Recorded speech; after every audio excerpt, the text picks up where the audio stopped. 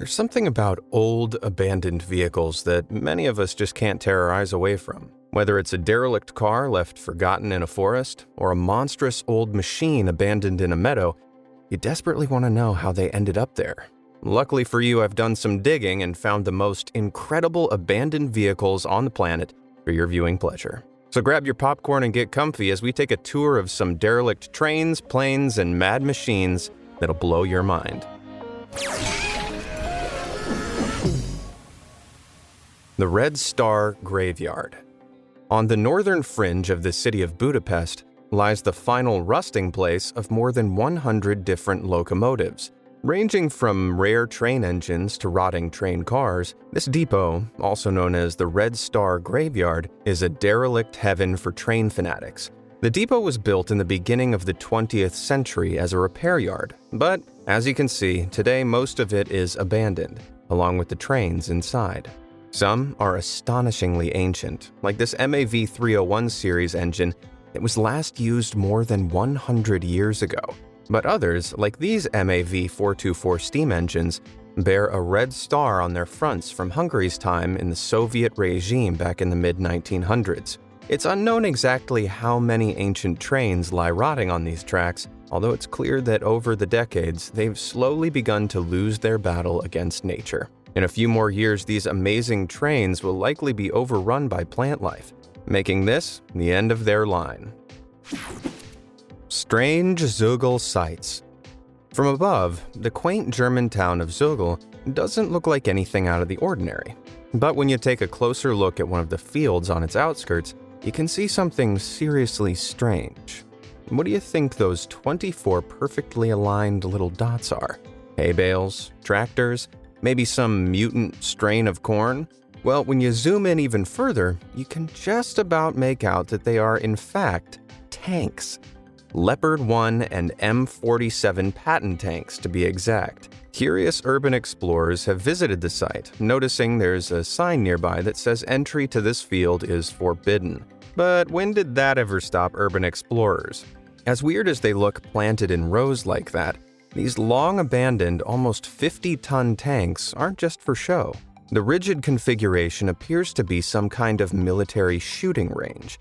You can tell by the swirling sets of tracks on the ground that this place is probably used by other tanks for driving and target practice. However, any information about this shooting range is kept top secret. Well, as top secret as 24 tanks sitting in an open field can be. And speaking of shooting, why don't you give it your best shot to hit those like and subscribe buttons down below? Did you hit them? Great! Now what's next? Incredible Car Cemetery. Belgium is famous for its fine chocolate and beer, but until 10 years ago, it was home to one of the most notorious and intriguing scrapyards in the world. Like a long-forgotten traffic jam, the lines of old cars stretching out into the forest of the Châtillon Car Cemetery was an astonishing sight to behold. Many of these were rusted American motors, which spurred a rumor that they'd been left behind by American forces after the Second World War ended. But most of these cars had been made 20 years or so after the war was over. So, what was the real story behind their abandonment? It was eventually revealed that the cars actually belonged to Canadian Air Force troops.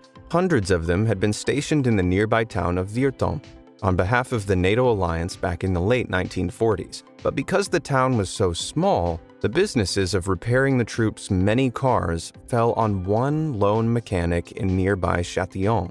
However, when France withdrew from NATO in 1966, the troops left, leaving the mechanic with hundreds of cars in a relatively tiny town.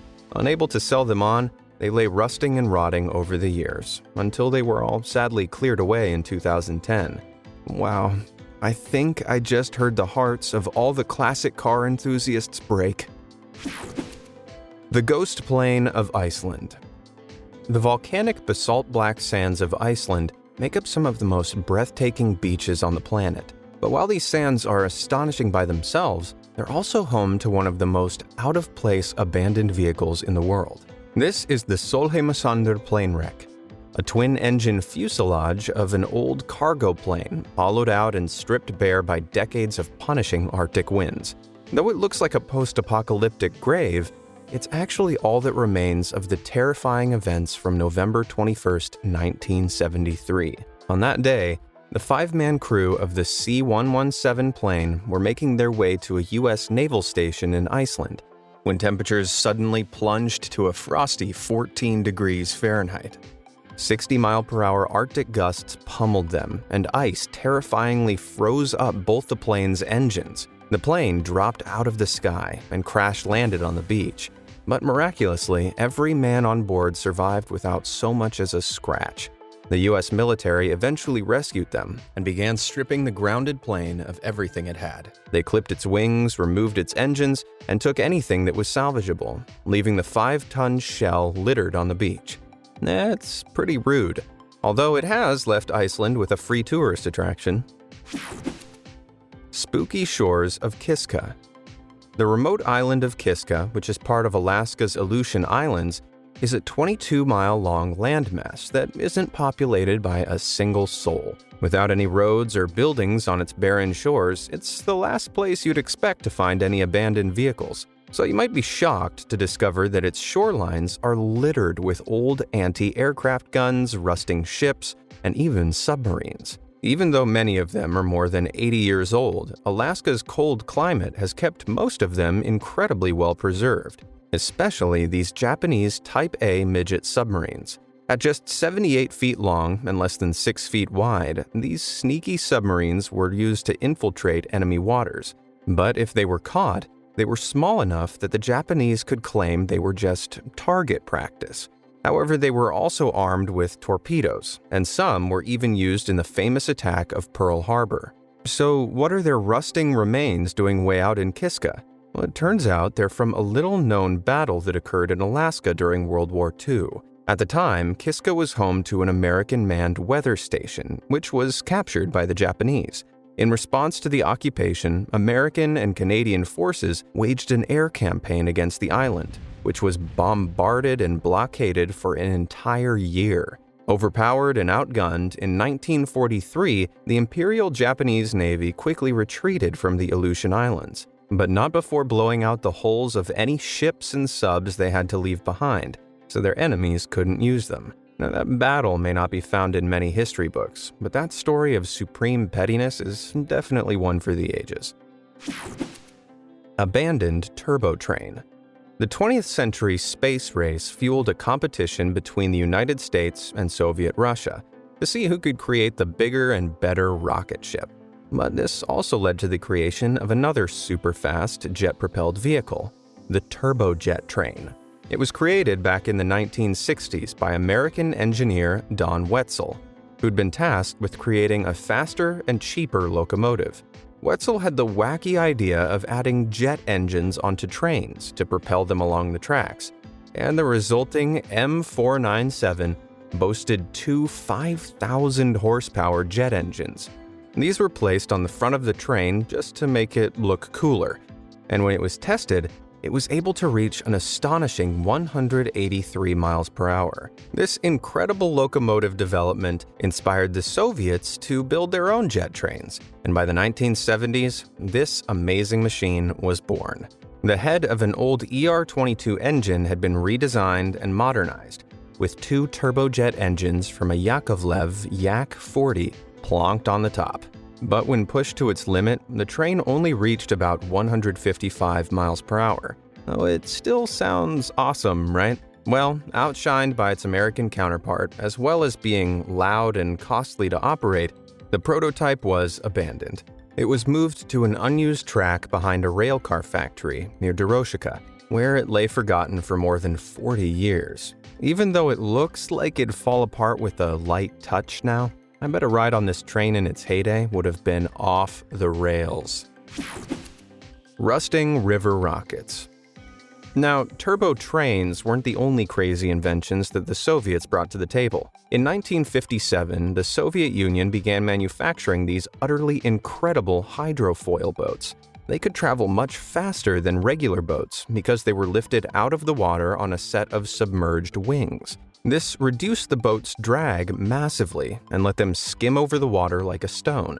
These Russian river rockets, called Raketa, carried passengers along riverways at a top speed of 43 miles per hour, more than 3 times the speed of similarly sized boats at the time. They were a huge success, but following the collapse of the Soviet Union, many couldn't be maintained and were sent to rust in ship graveyards like this. Most of the river rockets in these photos are called Meteors, which is a second-generation design that was faster than the Raketa and could carry up to 160 passengers. But today, many of them are rusting away in a forest near the Kama Reservoir, close to the city of Perm. Somehow, even in this dilapidated state, they still look as majestic as they did in their heyday. Lonely Lun-class Ekranoplan. When it comes to abandoned vehicles, the jewel in the Soviets' crazy crown has got to be the little-known Lun-class Ekranoplan. This top-secret military vehicle was a 242-foot-long beast that relied on the lesser-known wing-in-ground effect to get around. As an aircraft flies closer to the ground, air pressure builds between the wing and the surface below, creating a cushion of air beneath the plane. So, with a set of specially designed wings, the Ekranoplan could skate just inches over any ocean or lake, and under the radar of enemy warships. With the aid of those 8 forward-mounted turbojets, this brilliant behemoth could reach a top speed of 340 miles per hour. So it combined the capacity of a boat with the speed of a plane. Unfortunately, just one Ekranoplan prototype, nicknamed the Caspian Sea Monster, was completed when the Soviet Union crumbled in 1991. The Lun program was discontinued, and the Caspian Sea Monster was left sitting idly on a tightly guarded dock on the coast of Russia's Dagestan region. For almost 30 years, the beast was left to sleep, until its slumber was disturbed in July 2020. It was finally being towed to a new museum home. But after making its way almost 100 kilometers over the Caspian Sea, it ran aground on the sandy shores of Derbent. A mind-blowing 264 tons, the monster was too heavy to be pulled ashore, and so it remained abandoned on the beach for another 5 months. I don't know about you, but watching all those kids play next to a literal war machine has to be one of the most Russian things I've ever seen. Missing Mil-Me-6. So this next Soviet-era vehicle may not be as strange as the jet trains, the river rockets, or the enormous Ekranoplan, but the way it's been abandoned is truly bizarre.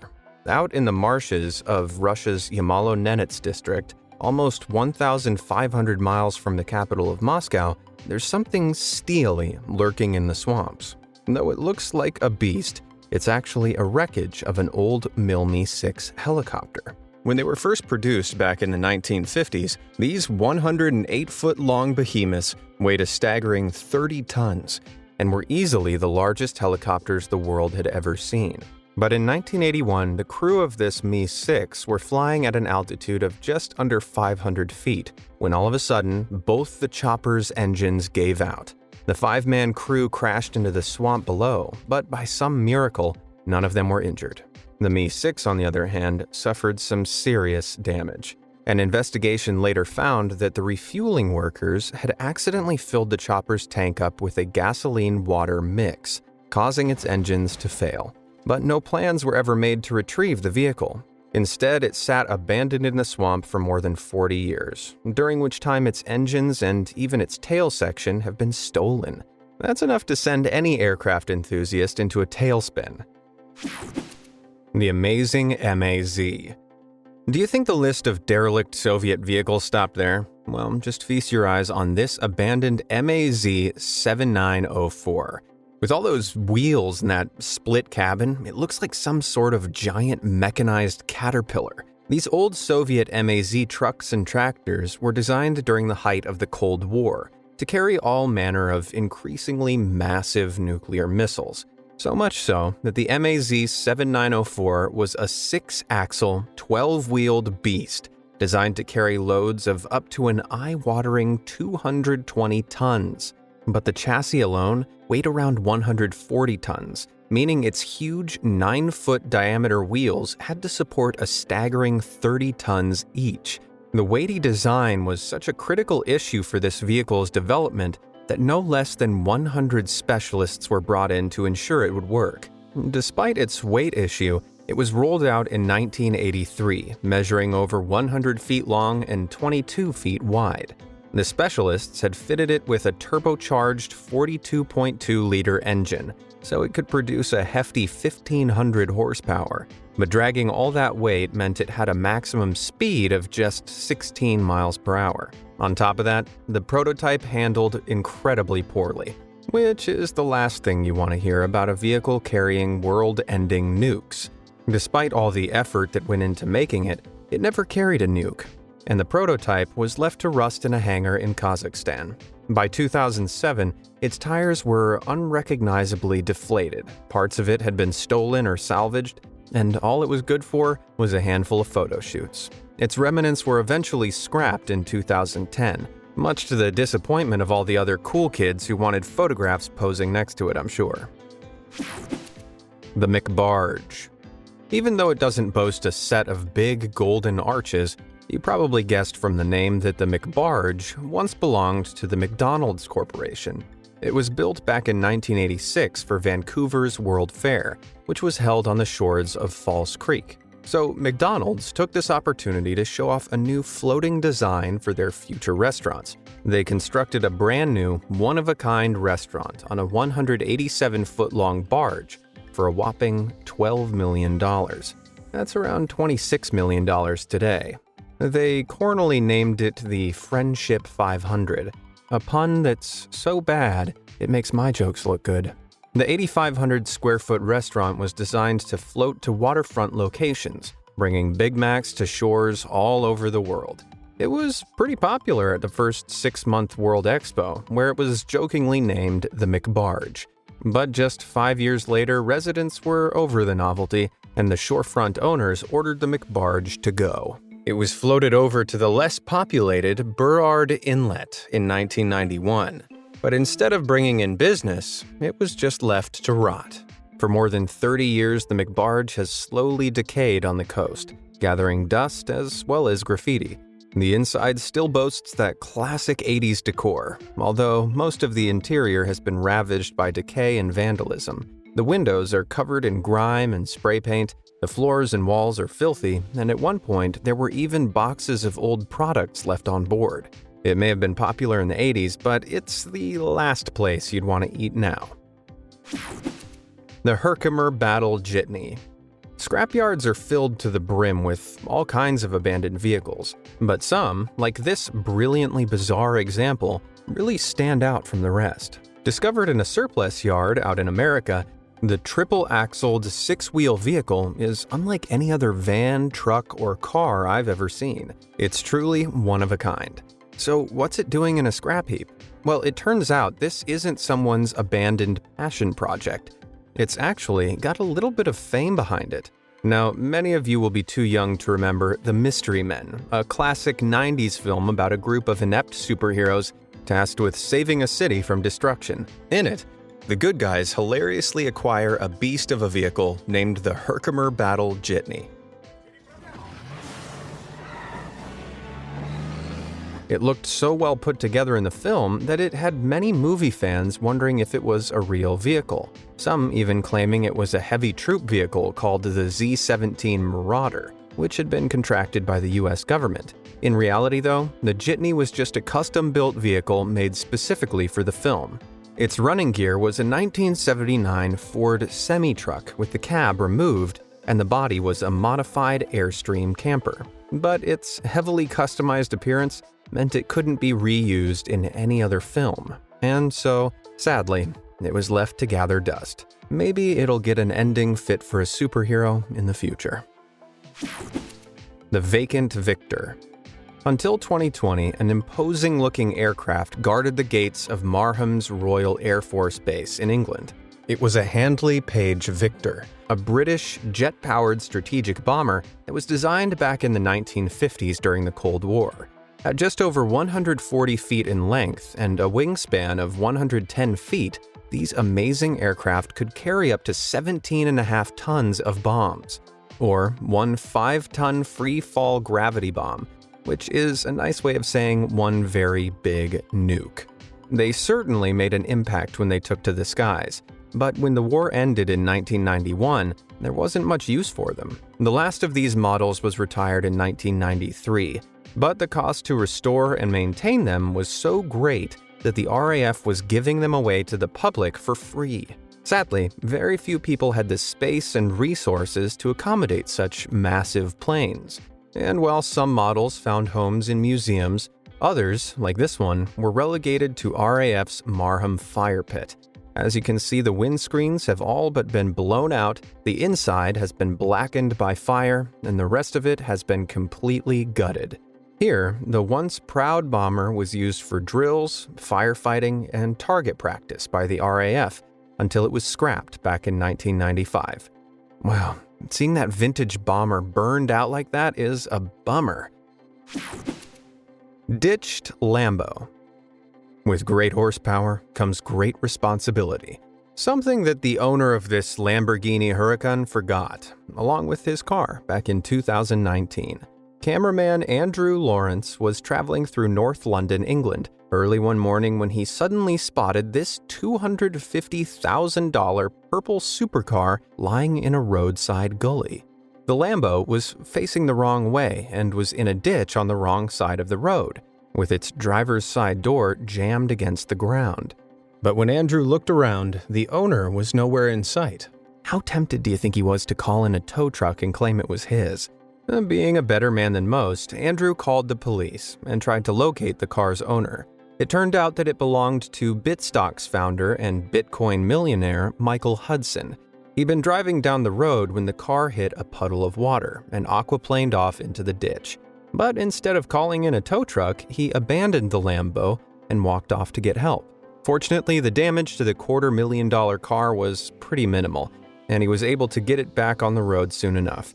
With all that money, I wonder if he'll think about investing in some driving lessons. Holy abandonment, Batman! If you ask me, the best Batman films are the ones where Michael Keaton took on the role of the Caped Crusader. Everything about them was timeless. The costume, the gadgets, Michelle Pfeiffer as Catwoman, oh my god. The car, although that last one hasn't aged too well, as you can see. Back in 2019, the armored shell of a Keaton-era Batmobile was discovered rusting in a scrapyard. It'd clearly been there for some time, but amazingly, it wasn't the only one to have been abandoned. In 2020, another Batmobile body was discovered in a scrapyard over in New York. Now, obviously, there's only one Batman, so where did these two bodies come from? It appears that big Batman fans built these replica bodies from personal DIY kits, but as their obsession with the Dark Knight faded, so did the love of their custom kits, which they decided to scrap, although they might live to regret that choice. In 2019, this perfect working replica of the Keaton-mobile was put on eBay, listed as having 400 horsepower under the hood and being totally road legal. This thing had a price tag of a wallet-busting $680,000. After seeing that price tag, leaving the parts of one of these in the forest suddenly seems like a real Joker move. The abandoned Blue Wonder. The gorgeous green meadows of Schipkau, Germany are home to an abandoned attraction that really stands out. Stretching almost 170 feet into the sky, with a 40-foot diameter chainsaw-looking wheel at one end, this rusty colossus looks like a weapon built to fight King Kong. When urban explorers discovered the vehicle back in 2002, they believed it was a Bagger 258, a massive bucket wheel excavator used as part of a continuous mining system. As the wheel at the front of the machine turned, those huge buckets attached to it would scoop up earth before dropping it into a conveyor belt to be processed. It was a bit like a factory, although this factory was mounted onto tank-like tracks that could move at a top speed of around 20 feet per minute. However, as more and more explorers came to marvel at this massive abandoned machine, they realized it actually wasn't a Bagger 258, but a Bagger 1473. It had been built back in 1965 and was once affectionately called the Blue Wonder. thanks to its beautiful blue paint job. Its buckets could each shovel up to a staggering 52 cubic feet of earth, so in less than 150 full rotations, this thing could scoop up enough soil to fill an Olympic-sized swimming pool. Although, not anymore. It was abandoned in 2002 because it had run out of things to dig and was way too big and costly to transport elsewhere. Today, it's a protected landmark that makes for an interesting photo. Or if you're a super crazy urban explorer, it can make one hell of a rope swing. Which of these derelict vehicles would you most like to see revived? And do you know of any other phenomenal rusting places? Let me know in the comments below, and thanks for watching.